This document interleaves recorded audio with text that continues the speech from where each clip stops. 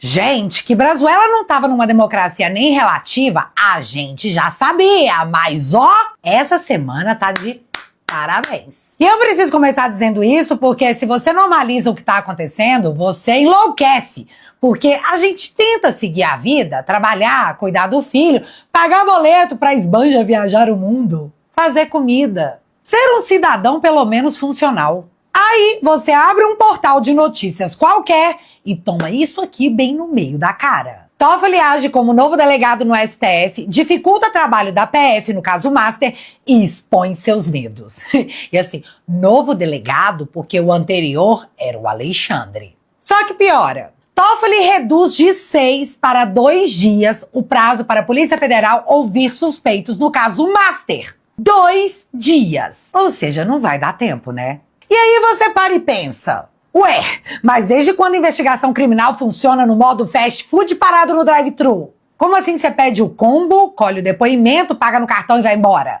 E o melhor de tudo deve ser a sensação que fica pro novo delegado. Deve ser muito confortável ter o poder de decidir tudo, controlar tudo, colocar sigilo em tudo que pode te envolver. Não gostou? Você achou injusto?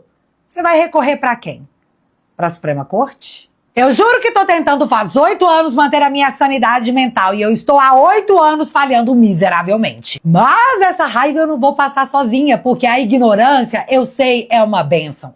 Mas nós temos um país pra recuperar. Então, a gente não pode se dar esse luxo. Você vai entender as bombas atômicas das últimas 72 horas na cabeça dos ministros. E como deixar tudo explícito é criminoso, eu vou despejar os fatos. E aí a conclusão é sua. Bora lá?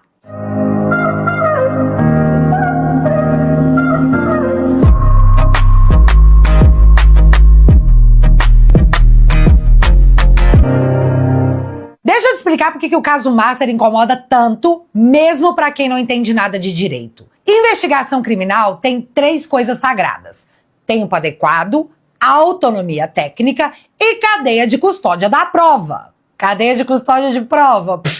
Esse barco se foi faz muito tempo, né? O julgamento do Felipe Martins mandou um abraço. Mas vamos imaginar que isso aqui é uma democracia e esses 3 pilares são realmente importantes. Só que quando alguém de fora encurta prazos, escolhe peritos, reorganiza a agenda da polícia, controla as provas, muda a regra no meio do jogo e o seu nome está atrelado aos envolvidos, estamos diante do quê?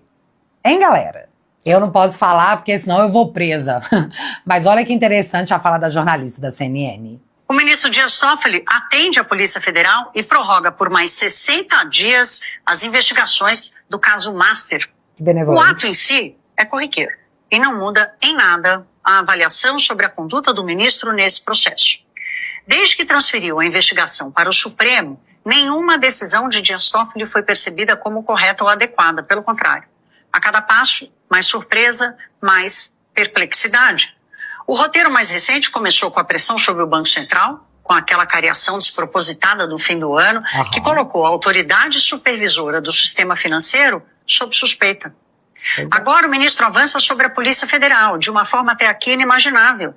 Dias Toffoli escolheu a dedo os peritos da PF, que serão autorizados a ter acesso ao material da investigação, e deu apenas 2 dias para todos os depoimentos.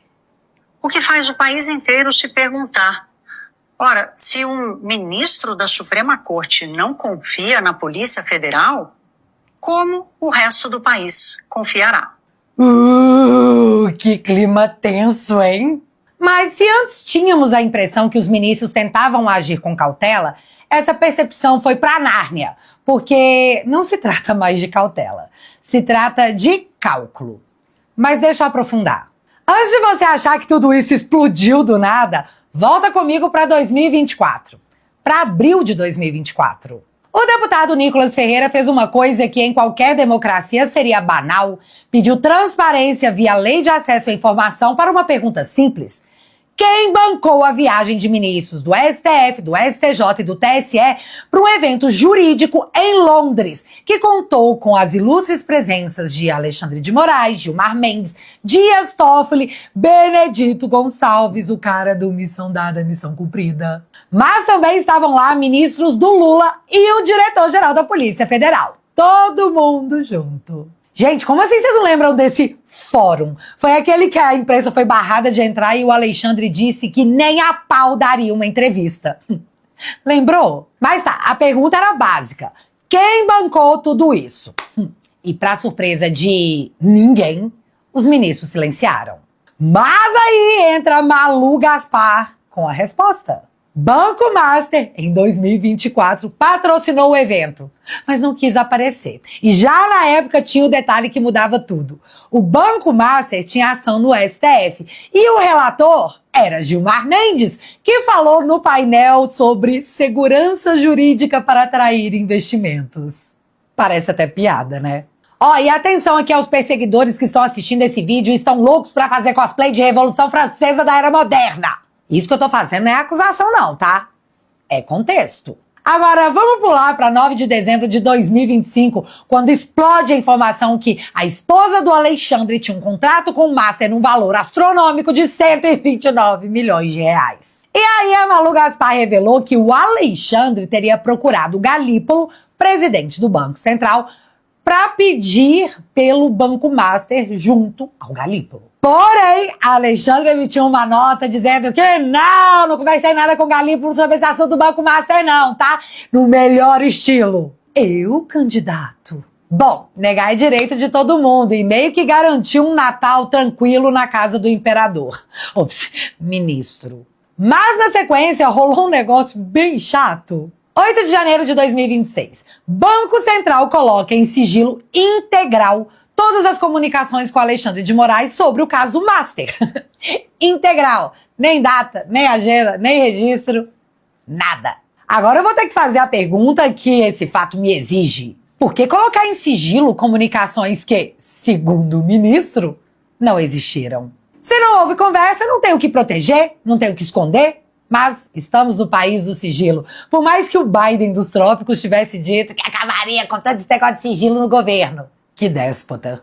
Mas o ponto aqui é que o sigilo, por si só, nessa comunicação, entra em choque com a negativa anterior do Alexandre. Porque, de novo, não dá pra colocar em sigilo algo que não existe. E para encerrar, pelo menos por hora, a participação de Alexandre, ele fez um negócio que eu juro, eu não sabia que era possível. Moraes inclui Receita e COAF em inquérito das fake news. Ministro alega que há suspeitas de vazamento de dados fiscais de integrantes do tribunal em investigação sobre o caso Master. Eu falei isso no vídeo anterior, é exatamente o que aconteceu em 2019.